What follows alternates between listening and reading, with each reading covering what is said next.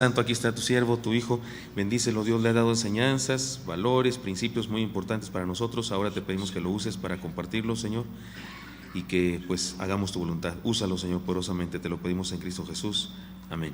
Amén. Gracias.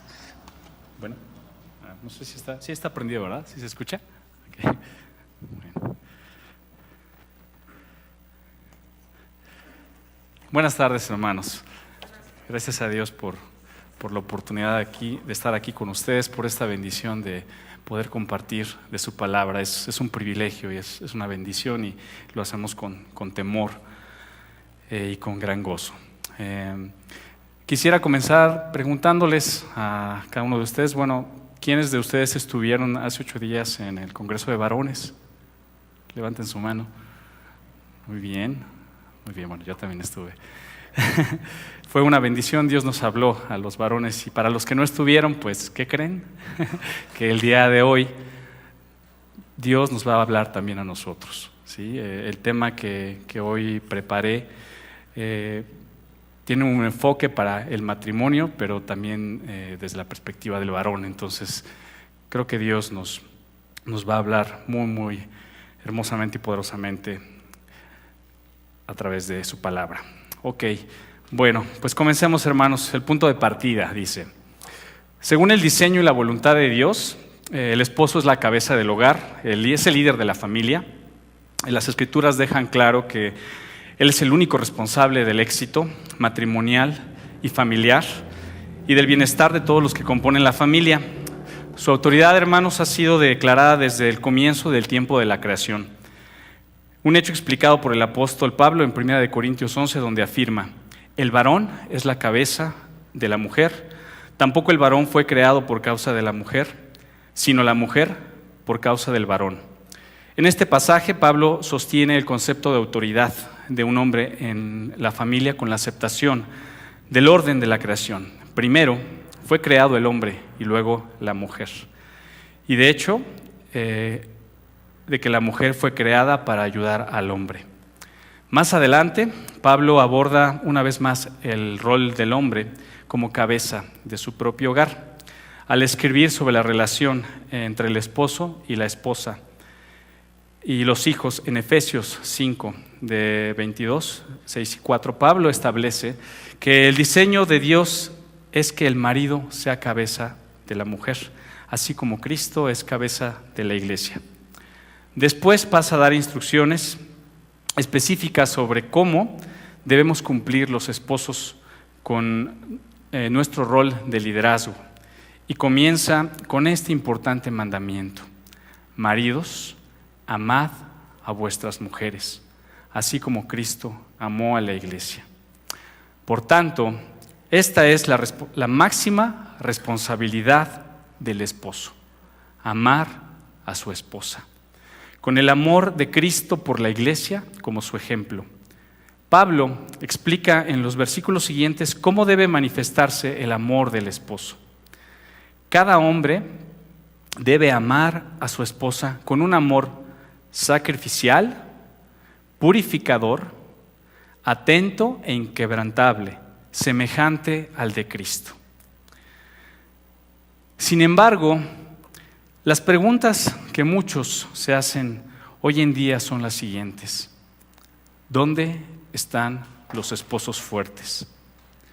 ¿Dónde están los esposos y padres leales, amorosos y líderes?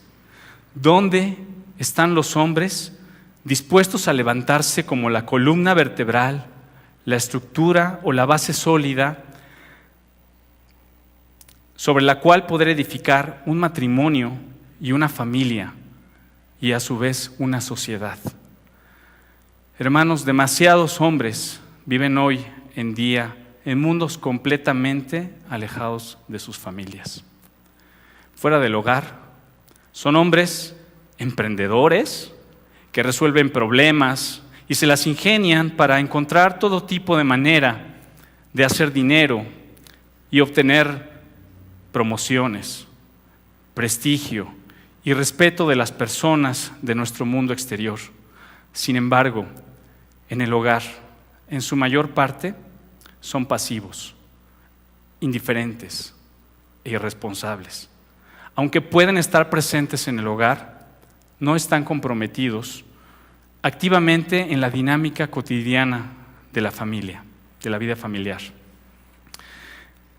Echemos una mirada histórica, sociológica de este problema, y un escritor hizo la siguiente observación. Dice así: una serie de sucesos históricos que comenzó con una revolución industrial resultó en la desvinculación de los hombres del verdadero rol de la paternidad y del liderazgo moral en nuestra tierra. El hombre, que en otra época era el líder siempre presente de una familia unida, dejó a la familia para irse tras el encanto industrial y materialista que trajo la revolución industrial. Los miembros más numerosos y activos de la Iglesia, los hombres que comúnmente debatían sobre teología en el mercado durante la época colonial, con el tiempo terminaron discutiendo sobre prácticas comerciales en las tabernas. Los padres que trabajaban duro para infundir el valor de la colaboración en sus descendientes, con el tiempo terminaron por dar a sus hijos el ejemplo de una competitividad individual ilimitada. Los hombres que una vez enseñaban a sus hijos el respeto, la obediencia a toda autoridad, llegaron a actuar como si la independencia fuera una virtud nacional. Los hombres que una vez desempeñaban un papel activo en la educación de sus hijos, relegaron esta responsabilidad a un sistema de educación pública. Con el transcurso de 150 años, desde mediados del siglo XVIII hasta el final del siglo XIX, los hombres abandonaron la responsabilidad que Dios les había dado de liderazgo moral y espiritual en los hogares, las escuelas y las clases dominicales. Como sociólogo, Lawrence Fuchs indica: se han sentado las bases para el hogar sin padre en el siglo XX. A finales del siglo XIX, por primera vez, fue socialmente y moralmente aceptable que los hombres no estuvieran dedicados a su familia. Lo que tenemos aquí es la desaparición del esposo y del padre. Todo por lo que inicialmente tal vez fue un buen propósito, un noble propósito, para darle una mejor vida a su familia. Pero al poco tiempo, el esposo estaba operando en un ámbito completamente independiente a su propia familia. Un mundo sobre el cual su familia sabía poco o nada. Esto ha dado lugar a cambios sutiles y no sutiles que han tenido un efecto devastador sobre la familia. Por varias razones, muchos hombres hoy en día no participan activamente en la vida de su familia. Tenemos que ir a trabajar. Estamos demasiado cansados cuando llegamos a casa. Tenemos que arreglar el auto, jugar fútbol con los amigos, ir al gimnasio, ver la tele, de modo que no tenemos tiempo para interactuar y jugar con nuestros hijos. Ir a ver sus actividades deportivas y asistir a los programas de la escuela. Ahora bien, podemos ver que esta explicación histórico-sociológica sobre todo lo que ha sucedido a los esposos y decir que pues tiene su raíz ahí en la revolución industrial, como acabamos de leer, lo cual pues básicamente creó un mundo fuera del hogar para el hombre. Y aquellos tal vez que pueden decir pues que no podemos hacer mucho al respecto, que solamente podemos hacer lo que mejor está de nuestra parte en medio de esta realidad. Sin embargo, esto solamente es parte de la situación. Es solamente uno de los diversos factores que han influido o que han disminuido la cantidad del tiempo de los esposos en el hogar. Hay otras razones también. Y muchas de estas simplemente, hermanos, y tristemente se reducen al hecho de que los esposos estamos tomando decisiones en nuestras vidas que nos están alejando de nuestra familia. Sí hay casos en los que las circunstancias impiden que un esposo tal vez esté en el hogar, pero siendo sinceros, por lo general tiene que ver con la manera en la que los hombres priorizamos nuestro tiempo. El resultado final es que muchos esposos no están cumpliendo con el llamado bíblico en el hogar.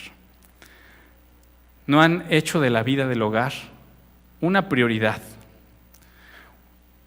suficiente que los lleve a comprometerse con sus obligaciones más básicas como esposos y padres.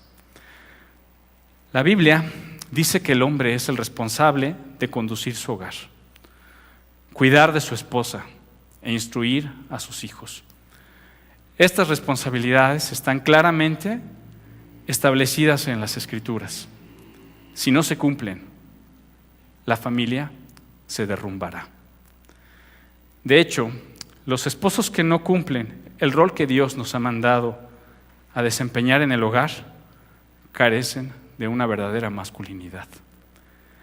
La discordia matrimonial y una vida caótica en el hogar son algunos de los resultados que serán inevitables. Afortunadamente, todavía hay esposos que nos preocupamos por cumplir con el rol que Dios ha establecido que desempeñemos en el hogar.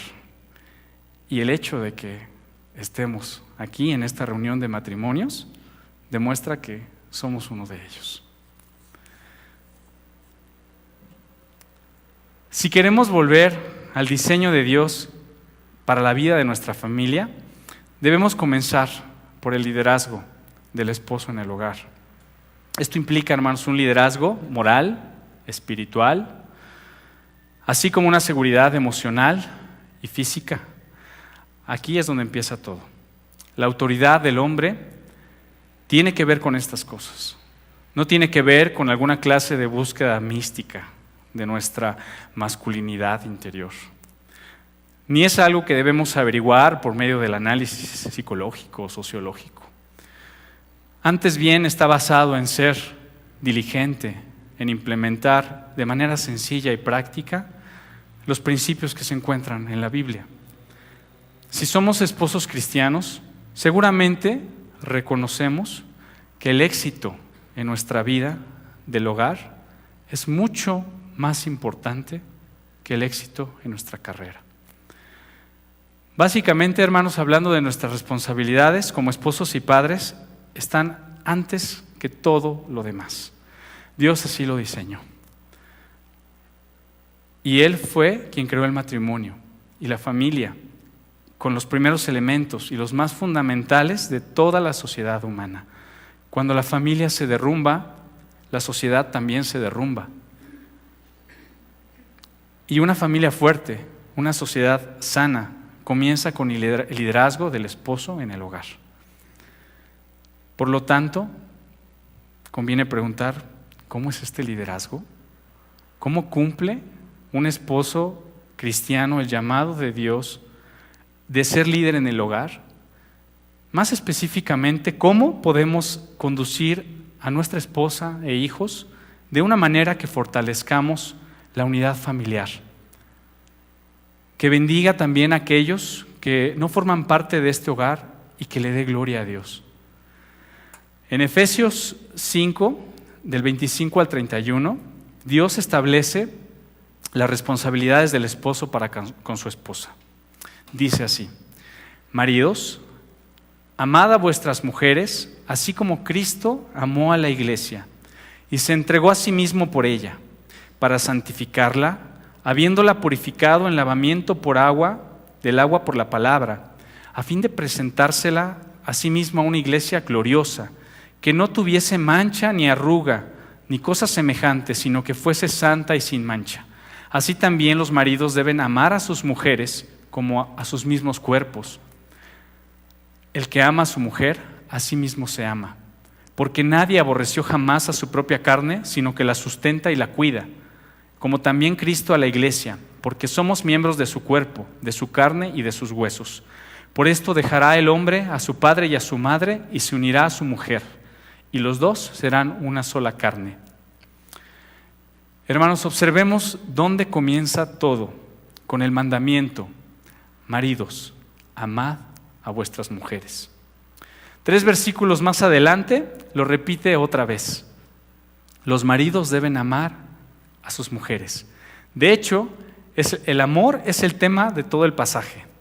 El amor de un hombre por su esposa y el amor de Cristo por la iglesia. Esto deja bien claro que la máxima responsabilidad de un hombre debe ser amar a su esposa. Eso viene primero y todo lo demás deriva en eso. La máxima responsabilidad de un hombre es amar a su esposa. Actualmente, el mundo tiene ideas confusas acerca del amor. Ideas que distan mucho realmente de lo que la definición bíblica del amor nos dice. Los músicos han escrito incesantemente acerca del amor, las decepciones que experimentan en sus relaciones. Y por lo general el amor se define como una emoción que aparece y desaparece, que aumenta y que disminuye, que oscila. Se describe como un sentimiento que hace que las personas hagan cosas que normalmente no harían, locuras. Sin embargo, el amor no es una reacción que brota de nosotros espontáneamente. El amor cristiano debe perseguirse, ambicionarse, practicarse. El amor, como lo plasma la música popular y la creencia secular, no es un sacrificio, un compromiso o una decisión que tomar, sino algo que te sucede. Encuentras el amor y te enamoras locamente. Las personas hablan de esperar que llegue el amor de sus vidas. Alimentan expectativas románticas sobre el amor que son irrealistas. Piensan en el amor en términos de lo que se les dará en vez de lo que el amor auténtico requiere. Hermanos, el amor se debe adquirir. El amor se debe aprender y aprender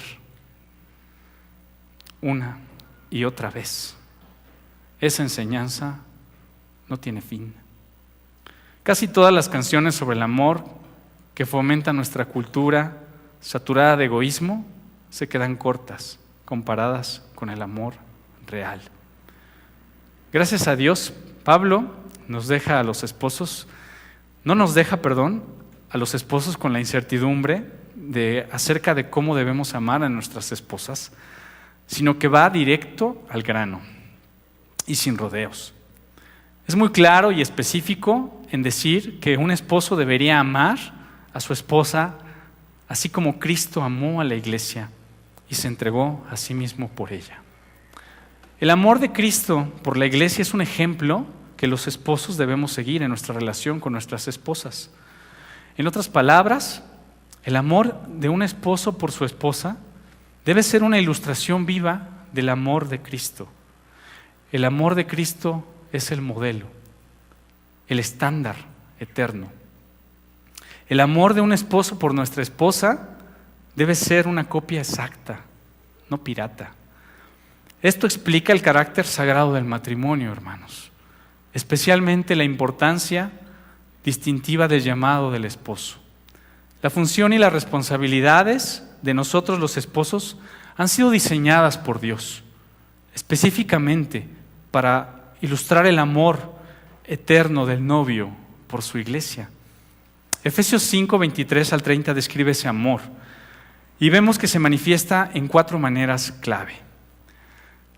Número 1, amar con un amor sacrificial. Y bueno, como estamos en campaña de salud, vamos a hacer una relación de esto con una vacuna. Vamos a llamarle a este amor con un amor sacrificial como la vacuna contra el egoísmo. El número 2 es amar con un amor purificador. Vamos a llamarle a una vacuna contra el pecado. El tercero es amar con un amor atento. Esto es una vacuna contra el desinterés. Y por último, amar con un amor inquebrantable. Esto es vacunas contra el abandono y la falta del perdón. Efesios 5:25 dice: maridos, amad a vuestras mujeres, así como Cristo amó a la iglesia y se entregó a sí mismo por ella. Hermanos, ¿qué hizo Cristo por la iglesia? Se sacrificó por ella. Murió en la cruz por pecadores indignos, que en conjunto constituyen su esposa escogida, su novia escogida. Su amor por nosotros fue completamente inmerecido, gratuito y producto de su iniciativa, no por algún mérito de aquellos a quien ama, no debido a algún encanto o atractivo que nosotros podríamos poseer, y tampoco por alguna ventaja o beneficio que le demos a cambio. Su amor por nosotros no es una recompensa que nos ganamos, sino netamente un sacrificio que Él hace en nuestro beneficio. Este es el modelo que debemos seguir los esposos. En Hechos 20:28 leemos que Cristo compró a la iglesia con su propia sangre. Romanos 5:8 dice que Jesús nos mostró su amor al morir por nosotros. Romanos 8:38-39 dice que Dios nos ama con amor eterno, inmutable. Nos ama con un amor del cual nadie podrá separarnos, jamás. El gran predicador Spurgeon dijo lo siguiente: un esposo ama a su esposa con un amor persistente, así como hace Cristo con su iglesia. No la abandonará mañana, después de haberla amado hoy. Su amor no cambia. Podría cambiar su manera de manifestar el amor, pero el amor en sí sigue siendo el mismo.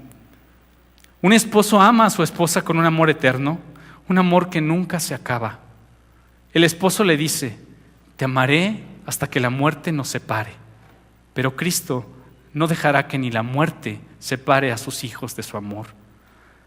Nada nos podrá separar del amor de Dios que es en Cristo Jesús, Señor nuestro. Un esposo ama a su esposa con un amor entrañable, un amor verdadero e intenso. No es solo un amor de labios para afuera. Él no solo habla, sino que actúa. Está gustoso de suplir sus necesidades, defenderá su carácter, vindicará su honor, porque la ama. No se deleita en ella solo con una mirada casual, sino que el recuerdo de ella lo acompaña continuamente en su alma. Ella tiene una mansión en su corazón, del cual nunca es separada. Ella se ha convertido en una parte de él mismo, es miembro de su cuerpo, es parte de su carne y de sus huesos. Y así es la iglesia para Cristo por siempre, una esposa eterna.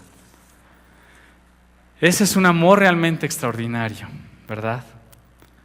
El gran reto de nosotros, los esposos, de amar a nuestra esposa, es de la misma manera que Cristo amó a la iglesia, consiste en que siempre hay un lugar para crecer.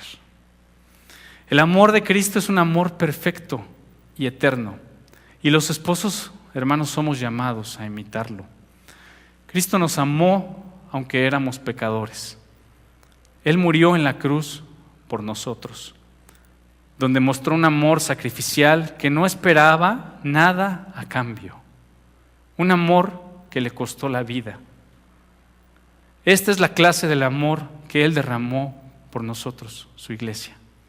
Y esa es la clase de amor que los esposos debemos tener por nuestras esposas. El apóstol Pedro habla del amor sacrificial también cuando dice: vosotros, maridos, vivid con ella sabiamente, dando honor a la mujer como un vaso frágil y como coherederas de la gracia divina, de la gracia de la vida, para que vuestras oraciones no tengan estorbo. Aquí, hermanos, vemos en términos muy prácticos cómo nosotros, los esposos, debemos amar a nuestras esposas. Primero, con consideración. Vivid con ellas sabiamente, es decir, seamos sensibles con ellas. Tomemos tiempo para suplir sus necesidades y entender qué está pasando. Preguntémosles acerca de sus preocupaciones, sus metas, sus sueños, sus afectos, sus deseos. Muy simple, tomemos tiempo para escucharlas. Antes de poder expresar un amor sacrificial, la clase del amor que supla sus necesidades, necesitamos saber cuáles son esas necesidades. Número 2, con caballerosidad. Pedro nos recuerda que nuestra esposa es como un vaso más frágil. La gente hoy podría pensar que esto podría ser una declaración machista, tal vez, pero no lo es. Pedro simplemente estaba señalando que la mujer no tiene la misma clase de fuerza física que el hombre y por consiguiente necesita de su protección. Aunque nuestra esposa es totalmente igual a nosotros desde el punto de vista espiritual, físicamente es más débil y necesita nuestra provisión y nuestra fuerza. Suplir sus necesidades es amarla. Y la comunión. Hermanos, nuestra esposa es una coheredera de la gracia divina. Ella es nuestra semejante espiritual. Como tal debemos cultivar compañerismo y comunión con ella. Se espera que nosotros los esposos cristianos cultivemos un compañerismo afectivo e íntimo con nuestras esposas, que es una de las más ricas bendiciones que podemos conocer en esta vida.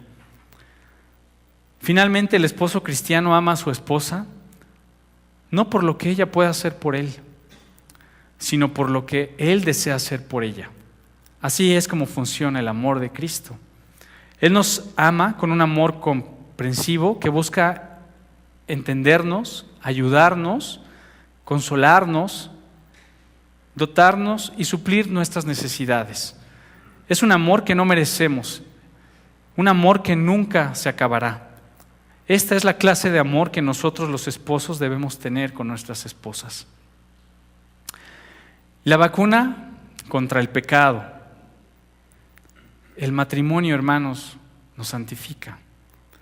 El amor de Cristo por la iglesia es un amor purificador.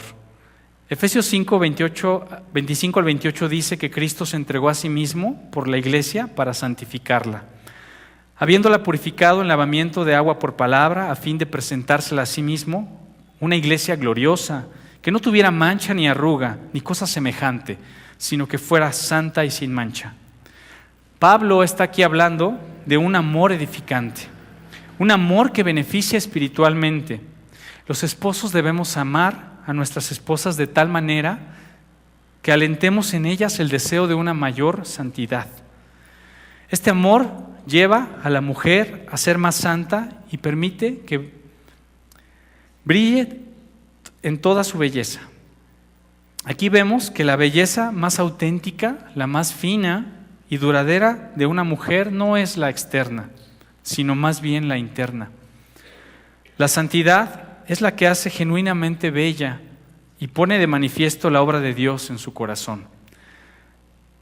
Primera de Samuel 16:7 contrasta la belleza externa cuando dice: el hombre mira lo que está delante de sus ojos, pero Jehová mira el corazón.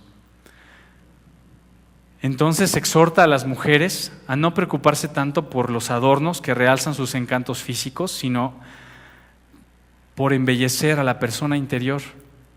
En Pedro 3 y 4 se les dice: vuestro atavío no sea el externo, sino el interior, el del corazón.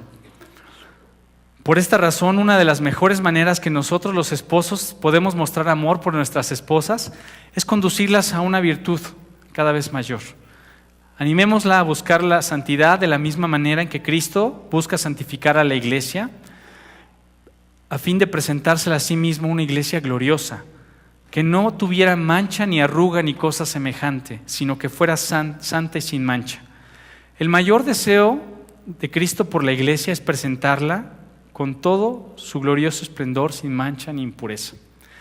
Efesios 5, 26 nos dice que esta limpieza tiene lugar en el lavamiento del agua por la palabra. En otras palabras, la palabra de Dios tiene este efecto purificador en nuestras vidas. Salmo 119, 9 nos dice que si queremos mantener nuestra vida pura, debemos vivir conforme a su palabra. De modo que nosotros, como esposos, debemos asegurarnos que nuestra esposa esté continuamente expuesta a la palabra de Dios, para que ella pueda permanecer santa y sin mancha. Eso puede constar de escuchar tal vez una predicación de las Escrituras durante el servicio del domingo, tal vez participar de un estudio bíblico, o animarla a leer libros o escuchar mensajes que contengan una sólida instrucción bíblica. Eso también significa no conducir a nuestras esposas al pecado. No hablemos o actuemos de manera en que podamos amargarla, enojarla o exasperarla. Si realmente amamos a nuestras esposas, debemos detestar todo aquello que las contamine. Haremos todo lo posible para proteger y preservar su pureza. El esposo que ama como Cristo busca presentar a su novia gloriosa y dignificada, procura honrarla. Siguiente es la vacuna contra el desinterés. El matrimonio nos hace ser atentos. El amor de un esposo debe ser atento. Los maridos deben amar a sus mujeres como a sus mismos cuerpos. El que ama a su mujer, a sí mismo se ama. ¿Qué significa exactamente amar a nuestra esposa como a nuestro propio cuerpo? Pablo está presentando un concepto simple aquí. Generalmente nosotros somos bastante buenos para cuidar de nuestro cuerpo. Cuando estamos enfermos, pues descansamos y hacemos lo que necesitamos para mejorar. Cuando tenemos hambre, pues comemos. Cuando tenemos sed, pues satisfacemos nuestra sed. Cuando estamos sudados o sucios, nos bañamos, espero. Y generalmente estamos bastante motivados con todo lo que tiene que ver con nuestra alimentación, ¿verdad? Nuestra vestimenta o nuestra comodidad. Somos prontos para atender nuestras propias necesidades. Y Pablo está diciendo que debemos tratar a nuestras esposas con el mismo nivel de cuidado que nos dedicamos a nosotros mismos. Los próximos versículos nos llevan a un punto crucial, porque nadie aborreció jamás a su propia carne, sino que la sustenta y la cuida, como también Cristo a la iglesia, porque somos miembros de su cuerpo, de su carne y de sus huesos.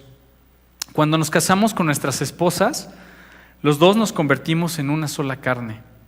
Entonces Pablo escribe: por esto dejará el hombre a su padre y a su madre y se unirá a su mujer, y los dos serán una sola carne. En la relación matrimonial, yo y mi esposa somos uno. Y en la salvación, mi esposa es uno con Cristo. De modo que en un sentido muy real, nosotros tratamos a nuestra esposa de la misma manera como tratamos a Cristo. Si no amamos a nuestra esposa de manera atenta, entonces no cuidamos de nosotros mismos y no amamos a Cristo como deberíamos. Si queremos que nuestro matrimonio sea bendecido, debemos cuidar de nuestras esposas. Cuando nos enteramos que ella tiene una necesidad, deberíamos tratar de suplirla. Cuando sabemos que ella tiene un anhelo en su corazón y es un deseo razonable que contribuirá a su virtud y a su bienestar, deberíamos hacer todo lo posible por cumplirlo. Nuestra esposa es un tesoro que Dios nos ha dado, la cual debemos cuidar, sustentar y proteger. Así es exactamente como Cristo cuida de la iglesia. La cuarta característica del amor de un esposo por su esposa es que debe ser un amor inquebrantable. En Efesios 5:31 Pablo citó Génesis 2:24 y escribió: por tanto, dejará el hombre a su padre y a su madre y se unirá a su mujer y serán una sola carne. El matrimonio es la unión de un hombre y una mujer que dejan a sus padres y forman una nueva unión con una identidad única y totalmente propia. Son dos vidas que se vuelven una. ¿Qué quiere decir la frase una sola carne? La referencia principal es la unión sexual entre el esposo y la esposa, que es la evidencia más obvia de que los dos han llegado a ser uno. Esto nos permite engendrar hijos que llevan los rasgos genéticos de ambos, lo cual hace de los hijos un emblema de la unidad entre un esposo y una esposa. Sin embargo, el concepto de relación de una sola carne es mucho más amplio. En 1 Corintios 6:15 Pablo escribió: ¿no sabéis que vuestros cuerpos son miembros de Cristo? La unión del creyente con Cristo, desde luego, es espiritual, no es física. Sin embargo, el apóstol dice que expresamente que tal unión, incluso los cuerpos físicos de los cristianos, básicamente se convierte en los miembros de Cristo, un cuerpo. De hecho, sigue diciendo que cualquier pecado sexual que el creyente comete es una profanación a Cristo. De hecho, quitaré pues los miembros de Cristo y los haré miembros de una ramera. De ningún modo. ¿O no sabéis que el que se une con una ramera es un cuerpo con ella? Porque dice, los dos serán una sola carne. Obviamente entonces las ideas de unión espiritual e intimidad física están estrechamente ligadas. Esto sugiere que la frase una sola carne tiene que ver con mucho más que tan solo una intimidad sexual. Verdaderamente el matrimonio es una fusión de dos almas, no simplemente la unión de dos cuerpos. La unión física ilustra la realidad plena de lo que significa el matrimonio, pero de ninguna manera disminuye la importancia de lo que los dos llegan a ser uno. El matrimonio, como Dios lo diseñó, no es solo la unión de dos parejas en intimidad física, es también la unión del corazón y la mente de la pareja. Esta realidad plena implica una unión espiritual que abarca cada aspecto de la vida. Cuando un hombre y una mujer llegan a ser uno en matrimonio, entablan una relación personal única e integral. Toda su identidad se define. Renuncian a su autonomía personal y a cada aspecto independiente o egoísta de su identidad individual, porque ahora son uno con otra persona. En realidad, hermanos, no se pierde nada de valor en la unión. Ambos cónyuges ganamos enormemente al estar unidos el uno con el otro. Así que lo que Dios juntó, no lo separe el hombre. Por eso Dios aborrece el divorcio, porque separa lo que ha diseñado para que sea una relación indisoluble, indivisible, de una sola carne. La vacuna contra el abandono, el matrimonio, nos enseña a perseverar. En Efesios 5:31 cita textualmente Génesis 2:24. La traducción Reina Valera de este versículo es conocida porque normalmente se mencionan las ceremonias de bodas tradicionales. Por esto dejará el hombre a su padre y a su madre, y se unirá a su mujer, y los dos serán una sola carne. Jesús cita el mismo versículo de Génesis en Mateo 19:5. La palabra unirá habla de la permanencia de la unión matrimonial. Es la palabra griega proskollao, que significa estar pegado o cementado, aferrado. Un esposo y una esposa están unidos en una unión que no solo es física, sino también incluye la unidad de la mente, la unidad del corazón y la unidad del propósito. En la unión matrimonial, los cónyuges se unen en una magnífica intimidad personal que es diferente a cualquier otra clase de relación terrenal. La vacuna contra la falta del perdón, el matrimonio, nos enseña a perdonar. Es muy común escuchar a parejas decir: quiero mantener mi matrimonio unido, pero es difícil vivir con este hombre. O quiero seguir casado, pero no sé si puedo seguir viviendo con esta mujer. Si un matrimonio ha llegado a este punto, frecuentemente es porque el esposo, la esposa o ambos han dejado de practicar el perdón en su relación. Cuando uno o ambos esposos se mantienen en un estado de constante falta de perdón, la frustración de uno para con el otro se acumula y eso a la vez produce una tensión cada vez mayor. Si hay algo que las parejas jóvenes necesitan escuchar, necesitamos, porque yo también soy joven, es que un matrimonio no es algo que se descubre, sino que se lucha por obtenerlo. Hace falta luchar. Debemos crucificar nuestro egoísmo, a veces confrontar y otras veces confesar. La práctica del perdón es esencial. Consideremos esto. ¿Cuántas veces te ha perdonado el Señor? ¿Acaso no todos los días? Su amor por ti nunca cambia. Aun cuando sucumbes a la tentación y caes en pecado, sigues siendo la esposa que a Él ha escogido. Y cuando confiesas tus pecados, Él es fiel y justo para perdonar nuestros pecados y limpiarnos de toda maldad. Nada te podrá separar del amor de Cristo. Esta clase de perdón, lleno de amor y gracia que debemos practicar en la relación matrimonial, nos manda a ser benignos unos con otros, misericordiosos, perdonándonos unos a otros, como Dios también os perdonó en vosotros en Cristo. Nosotros, a quienes Dios nos ha perdonado tanto, deberíamos estar mejor dispuestos a perdonar las ofensas, especialmente de nuestra esposa. Con esto en mente, ¿cuántas veces debemos perdonarnos unos a otros? Jesús dijo 70 veces 7. Lo que quiere Él decir es que siempre deberíamos estar dispuestos a perdonar sin límite. Estamos llamados a amar a nuestras esposas con un amor inquebrantable, que las siga perdonando sea lo que sea. En el matrimonio somos una sola carne para toda la vida. ¿Puede un hombre abandonar a su esposa? Déjame responderte con otra pregunta. ¿Puede Cristo abandonar a su iglesia? En Efesios 5, 25 al 31 vemos que un esposo debe amar a su esposa con un amor sacrificial, un amor purificador, un amor eterno, atento y un amor inquebrantable.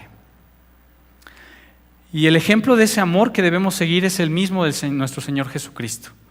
Esto nos trae este punto. La unión matrimonial entre un hombre cristiano y una mujer cristiana es un retrato de la unión entre Cristo y su iglesia. Pero por eso debemos de tratar la relación matrimonial con gran reverencia. Es un símbolo sagrado de la relación de Cristo con su iglesia.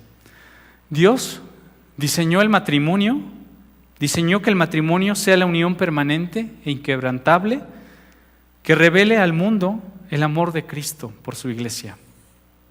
Sin embargo, ningún esposo puede mostrar por su esposa un amor como el de Cristo sin el poder del Espíritu. Cuando andamos en el Espíritu, es decir, cuando nos rendimos humildemente al Espíritu y confiamos que Él nos dará poder para vivir en obediencia en los mandatos de las Escrituras, entonces manifestamos el fruto del Espíritu, que incluye amor, gozo, paz, paciencia, benignidad, bondad, fe, mansedumbre, templanza.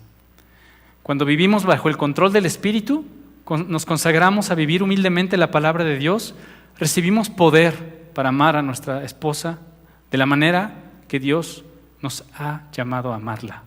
Y experimentamos en nuestro romance y experimentamos en nuestro matrimonio el romance y gozo duradero que para muchas personas es difícil o imposible porque no conocen a Dios. Cuando conducimos en amor y apreciamos a nuestra esposa de la misma manera que Cristo amó a la iglesia, nuestra relación matrimonial puede experimentar la plenitud de todo lo que Dios ha diseñado para el matrimonio. Cuando cumplimos nuestro rol como un líder amoroso en nuestro hogar, nuestro matrimonio prospera y nuestra esposa se deleita en cumplir su rol en la relación. Y cuando nuestros hijos ven en su padre y su madre que están comprometidos en vivir el diseño de Dios para el matrimonio, pueden experimentar la estabilidad y la seguridad que viene de un entorno saludable en el hogar. son ricamente bendecidos y Dios recibe el honor y la gloria cuando las personas que los rodean ven que viven el perfecto plan de Dios para el matrimonio. Amén.